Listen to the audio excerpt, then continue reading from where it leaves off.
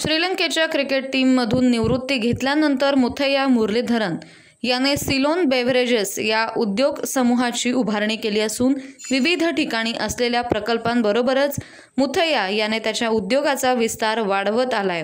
तो थेट सुप्याच्या MIDC मध्ये पाऊल टाकण्याचा निर्णय घेतलाय। या उद्योगासाठी 35 एकर जमिनीची मागणी करण्यात आली असून त्यातून 455 तरुणांना रोजगाराची निर्मिती होणार आहे। औद्योगिक विकास महामंडळाकडे मुथय्या मुरलीधरन याच्या कंपनीकडून जागेचा प्रस्ताव सादर झाल्यानंतर मायनर मॉडिफिकेशन कमिटीच्या बैठकीत भूखंड वितरणाबाबत चर्चा करण्यात आली।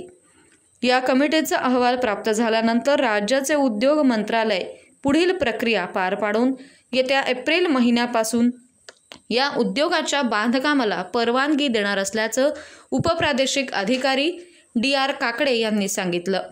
मुथय्या मुरलीधरनच्या या प्रकल्पाचा प्रस्ताव प्राप्त झाल्यानंतर भूखंडांसंदर्भात समितीची बैठक झाली। या बैठकीमध्ये प्रकल्पास भूखंड देण्यासंदर्भात मंजुरी देण्यात आली असून बैठकीचे इतिवृत्त उद्योग मंत्रालयास सादर करण्यात आलं आहे। आता औद्योगिक विकास महामंडळाकडून मुथय्याच्या उद्योग समूहास ऑफर लेटर देण्यात येईल।